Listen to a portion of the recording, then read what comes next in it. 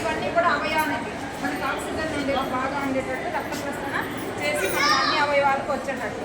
ఈ సడన్గా పడిపోయే దానివల్ల ఏమవుతుందంటే మెదడు మొద్దుబారిపోతుంది. కొన్ని నిమిషాల్లోనే 3 నిమిషాల్లోనే మెదడుకి రక్త సరఫరా ఆక్సిజన్ అందకపోతే మనకు అది చచ్చిపడిపోతుంది అన్నమాట. మనిషి బ్రతికున్నా కూడా ఉపయోగం లేదు. కాబట్టి మీకు ఇట్లాంటి అత్యవసర సమయంలో దాన్ని గోల్డెన్ టైం అంటాం.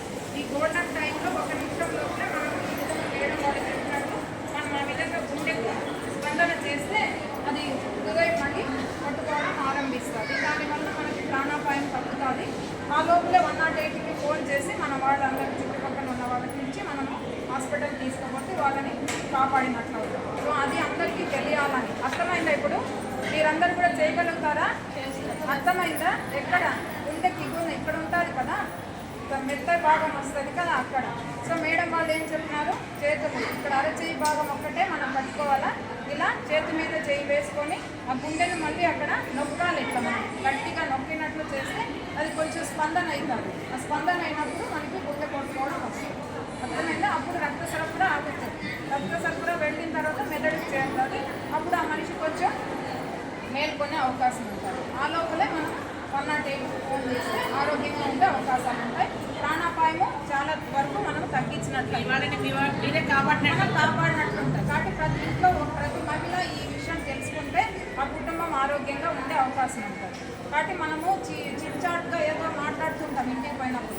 మీరు ఇంటి నుంచి వెళ్ళిన తర్వాత మేడం గారు చెప్పిన విషయాల్ని కొంచెం గుర్తుపెట్టుకొని ఈ విషయాల్ని మళ్ళీ మనం అక్కడ పక్క ఇంట్లో వాళ్ళతో చెప్పండి. సడన్గా మనం కూడా పడిపోతాం తెలియకోకుండా. అలాంటి అత్యవసర సమయాల్లోనే మనం ఈ సిపిఆర్ అనేది చేస్తాం. హృదయం శ్వాసకోశ తీసుకునేదాన్ని పునర్జీవన చేస్తాం. దీన్నే అర్థమవుతుంది కదా. మీరందరూ ఈ విషయాన్ని గమనించుకొని మీరు ఇటువంటి అత్యవసర పరిస్థితుల్లో మీరందరూ వాళ్ళ ప్రాణాలను కాపాడాలని మా హాస్పిటల్లో సూపరింటెండెంట్ మేడం వాళ్ళ తరఫున మిమ్మల్ని అందరినీ విన్నవించుకుంటున్నాం. అర్థమవుతుందా? దీంతో పాటు అందరూ ఆరోగ్యంగా ఉండాలి. దీంతో పాటు సూపర్ జిఎస్టీ తెలుసా? మన ప్రభుత్వం పెద్ద రాష్ట్ర ప్రభుత్వము కేంద్ర ప్రభుత్వం మనం తీసుకునే మందులు చాలా వరకు డబ్బులు తగ్గించాలన్నమాట.